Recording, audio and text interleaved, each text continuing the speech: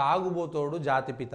అయ్యా ముఖ్యమంత్రి గారు, అసెంబ్లీ లోపల మమ్మల్ని తిడతారా, ఎవడెవడో ఛానల్ పెట్టుకొని గొట్టంగాళ్ళందరూ మమ్మల్ని తిడతారని ఇష్టానుసారంగా మాట్లాడారు కదా. ప్రతిపక్ష నాయకుడు కేసీఆర్ రాష్ట్రాన్ని దివాలా తీసిండొచ్చు, అప్పులు చేసి ఉండొచ్చు, ఆయన పాలన నచ్చలేదు ఉండొచ్చు, ప్రజలు ఆయనను వ్యతిరేకించి ఉండవచ్చు, ఓడించి ఉండవచ్చు. కానీ మీరు వాడేటువంటి భాష ఇవాళ వార్తగా మారింది. దీనికి కారణం ఎవరు? మరి ఈ వార్త రాసినటువంటి పత్రికలన్నిటినీ మీరు నోటీసులు ఇస్తారా?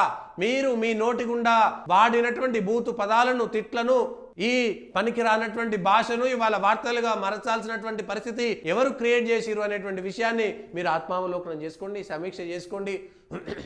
మీరెందుకు ఇవాళ ఇట్లాంటి భాష వాడుతున్నారు? అరే అవతలోడు తప్పు వై, కేసీఆర్ బూతులే మాట్లాడతాడు, కేసీఆర్ బూతులే మాట్లాడిండు, కేసీఆర్కి వేరే భాష రాదు.